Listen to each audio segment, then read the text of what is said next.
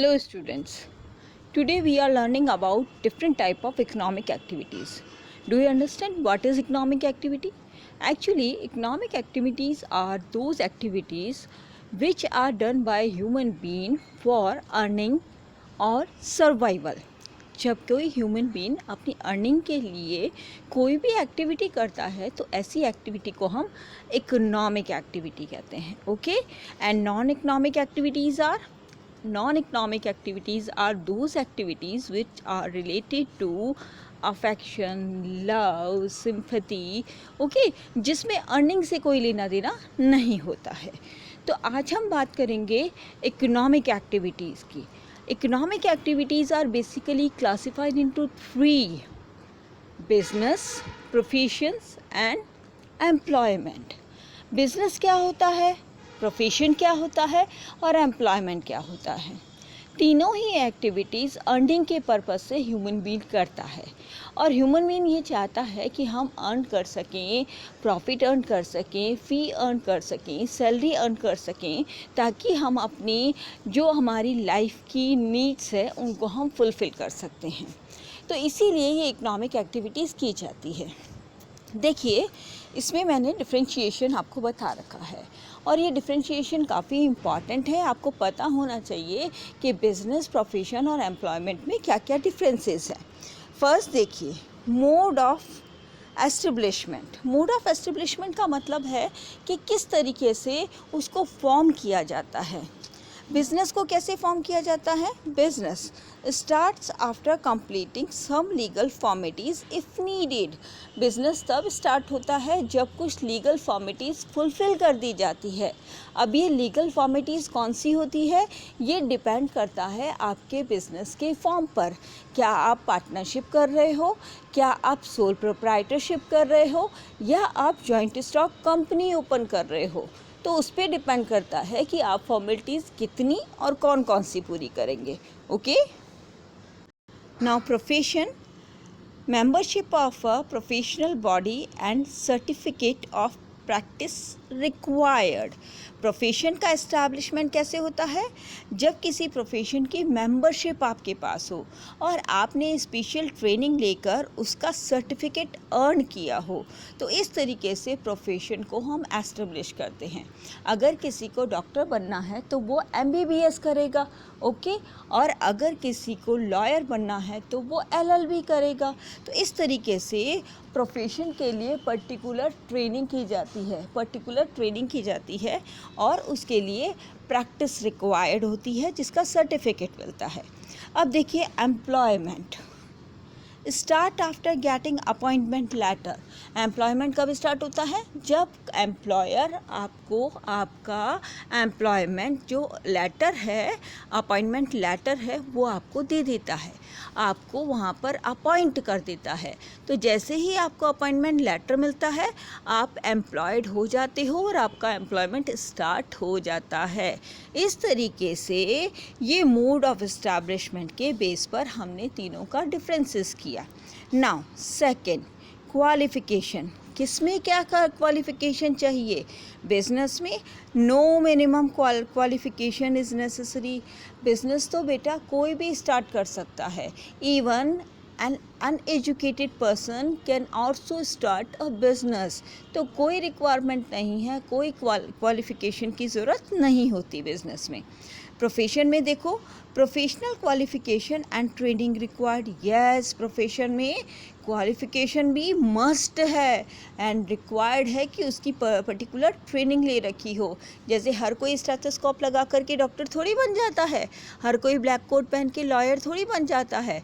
बिल्कुल, अगर आपको कोई प्रोफेशन अडॉप्ट करना है तो उसके लिए आपको पर्टिकुलर ट्रेनिंग और सर्टिफिकेट लेना होगा और प्रोफेशनल क्वालिफ़िकेशन एक्वायर करनी होगी. Next is employment. Qualification and training required prescribe by the employer. Employer ने जो भी क्वालिफ़िकेशन सेट कर रखी है, फिक्स कर रखी है आपकी पर्टिकुलर जॉब के लिए, वो क्वालिफ़िकेशन होनी चाहिए। यानी एम्प्लॉयर ये डिसाइड करता है कि किसी पर्टिकुलर पोस्ट के लिए, पर्टिकुलर जॉब के लिए क्या क्वालिफ़िकेशन होनी चाहिए। सो क्वालिफ़िकेशन और training required prescribe by the employer, जो एम्प्लॉयर ने डिसाइड कर रखी है वही इसमें क्वालिफ़िकेशन की रिक्वायरमेंट होगी। नेक्स्ट थर्ड देखो, कैपिटल इन्वेस्टमेंट। किस में कैपिटल इन्वेस्ट करने की ज़रूरत है, कहाँ हमें इन्वेस्टमेंट के लिए मनी की रिक्वायरमेंट होगी। चलो पहले बात करते हैं बिजनेस के बारे में। Capital needed according to nature and size of business. जैसा आपके बिजनेस का साइज होगा या नेचर होगा, उस अकॉर्डिंग आपको कैपिटल की इन्वेस्टमेंट की रिक्वायरमेंट होगी। जितना ह्यूज साइज़ का बिजनेस होगा, कैपिटल की रिक्वायरमेंट उतनी ही ज़्यादा होगी। और अगर आप कोई स्मॉल बिजनेस स्टार्ट कर रहे हैं, just like open a shop और एनीथिंग, तो आपको काफ़ी कम कैपिटल के साथ भी आराम से काम चल सकता है। So capital investment in business depend upon the size and nature of business. Okay, चलो बात करते हैं प्रोफेशन की। Limited capital for establishment. Profession के लिए ज़्यादा कैपिटल की रिक्वायरमेंट नहीं है, बहुत कम। अगर कोई डॉक्टर अपना खुद का क्लिनिक ओपन करना चाहता है तो वो थोड़े से इन्वेस्टमेंट के साथ में अपना प्रोफेशन कर सकता है, ठीक है ना। तो लिमिटेड कैपिटल फॉर एस्टेब्लिशमेंट। अब बात करते हैं एम्प्लॉयमेंट की। अरे एम्प्लॉयमेंट तो हम एम्प्लॉयर के यहाँ कर रहे हैं, तो हमें कोई भी कैपिटल की रिक्वायरमेंट नहीं होगी। No capital is required in employment. Okay, next देखिए रिस्क। रिस्क किस में है, सोच के देखो। रिस्क बिजनेस की बात करते हैं सबसे पहले। It involves high risk. Business में बहुत ज़्यादा रिस्क होता है, बिकॉज हमने कैरेक्टरिस्टिक्स में पढ़ा है कि risk is the main part of business. बिना रिस्क के कोई भी बिजनेस ही नहीं होता। सो रिस्क इन्वॉल्व होती है बिजनेस में, चाहे उसका साइज़ बड़ा हो या छोटा, रिस्क ज़रूर होगी। अगर बिजनेस बड़ा है तो रिस्क भी हाई होगी, और बिजनेस अगर स्मॉल लेवल का है तो रिस्क भी लोअर होगी। ओके, अब बात करते हैं चलो प्रोफेशन की। Degree of risk is low. Profession में रिस्क थोड़ा कम होता है क्योंकि इन्वेस्टमेंट भी कम है। अब इन्वेस्टमेंट कम है तो रिस्क भी थोड़ा कम होगा। So the degree of risk is low in profession. Employment. No risk in it. इसमें कोई रिस्क नहीं है क्योंकि आप एम्प्लॉयर के यहाँ वर्क कर रहे हैं। अगर आपके पास कोई पेशेंट आता है, नहीं आता है, कोई कस्टमर आता है, नहीं आता है, आपको फ़र्क नहीं पड़ता क्योंकि आपको आपकी सैलरी मिलेगी। जो भी नुकसान होगा वो एम्प्लॉयर बेयर करेगा। आप तो वहाँ पर एज एन एम्प्लॉय वर्क कर रहे हो, तो आपको वहाँ पे कोई भी रिस्क नहीं होगी। ओके, चलिए अब देखते हैं next, code of conduct. Code of conduct का मीनिंग होता है general rules and regulations. Business में नो कोड ऑफ कंडक्ट। अभी तक बिजनेस के लिए कोई general rules and regulation, code of conduct नहीं बना है। प्रोफेशन की बात करते हैं, या हर प्रोफेशन में कोड ऑफ कंडक्ट होता है। Professional code of conduct is to be followed. चाहे वो डॉक्टर्स एसोसिएशन हो, चाहे वो लॉयर्स का बार एसोसिएशन हो, हर एसोसिएशन के कुछ कोड ऑफ कंडक्ट फॉर्म किए हुए होते हैं जो हर प्रोफेशनल बॉडी को फॉलो करने कंपलसरी होते हैं। तो कोई भी अगर प्रोफेशनल पर्सन है उसे वो सारे कोड ऑफ कंडक्ट फॉलो करने ही होंगे। Employment, the terms and conditions of service contract are to be followed. जो भी सर्विस कॉन्ट्रैक्ट में, अपॉइंटमेंट लेटर में, सर्विस कॉन्ट्रैक्ट में जो जो टर्म्स और कंडीशन आपके एम्प्लॉयर ने आपकी जॉब से रिलेटेड डिसाइड की है, वो सारे कोड ऑफ कंडक्ट आपको फॉलो करने होंगे, ठीक है ना। तो यहाँ पर आपके कोड ऑफ कंडक्ट कौन डिसाइड कर रहा है एम्प्लॉयमेंट में? एम्प्लॉयर कर रहा है। ओके, चलिए नेक्स्ट देखिए। नेक्स्ट है नेचर ऑफ वर्क। किस में किस तरीके का वर्क होगा? नेचर ऑफ वर्क का मतलब हुआ कि कहाँ पर क्या वर्क किया जाएगा। बिजनेस में क्या होगा? बिजनेस में provision of goods and services to the public. Public को गुड्स और सर्विसेज अवेलेबल करवाई जाएगी, चाहे वो मैन्युफैक्चर करके करवाई जाए, चाहे वो प्रोक्यूर करके, यानी अवेलेबल गुड्स को अवेलेबल करवाना, रेडी गुड्स को अवेलेबल करवाना। ओके, तो प्रोफेशन का नेचर ऑफ वर्क होगा provision of goods and services to the public, public को गुड्स और सर्विसेज प्रोवाइड करवाना। ओके, नेक्स्ट इज प्रोफेशन में क्या करेगा, personalise services of expert nature. Profession जो होता है उसमें प्रोफेशनल पर्सन जो है, जिसने प्रोफेशन अडॉप्ट कर रखा है, उसको अपनी पर्सनल सर्विसेज, अपनी पर्सनलाइज स्पेशल सर्विसेज देता है। जैसे एक डॉक्टर है, आप उसी के पास क्यों जाते हो, क्योंकि आपको उसका ट्रीटमेंट अच्छा लगता है, वो आपको अपनी पर्सनलाइज सर्विसेज देता है, एक्सपर्ट सर्विसेज देता है। तो प्रोफेशन में क्या होता है, ये प्रोफेशन में एक्सपर्ट सर्विसेज प्रोवाइड करवाई जाती है अपने कस्टमर्स को।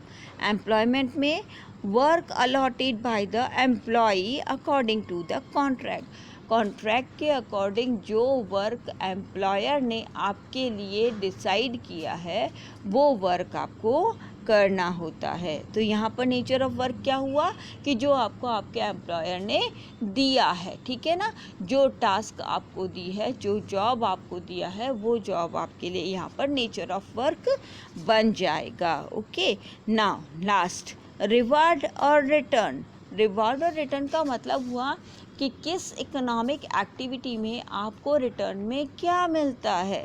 बिजनेस में आपको मिलता है प्रॉफिट्स, ठीक है। बिजनेस जब हम करते हैं, रिस्क बेयर करते हैं, इन्वेस्टमेंट करते हैं, अपनी कैपिटल इन्वेस्ट करते हैं, गुड्स और सर्विसेज को मैन्युफैक्चर करते हैं या फिर प्रोक्योर करवाते हैं, तो हमको बदले में क्या मिलता है, प्रॉफिट मिलता है। So that return in risk is profit, return in business is profit. तो रिस्क के बदले बिजनेस में रिटर्न क्या मिलता है, प्रॉफिट मिलता है। प्रोफेशन को क्या मिलता है, प्रोफेशन में फ़ीस मिलती है। आप अपने टीचर को क्या देते हैं बदले में, फ़ीस देते हैं। आप लॉयर को क्या देते हैं, फ़ीस देते हैं। आप डॉक्टर को फ़ीस देते हैं। ओके, तो इस तरीके से प्रोफेशन में रिटर्न में फ़ीस मिलती है, फ़ीस अर्न की जाती है।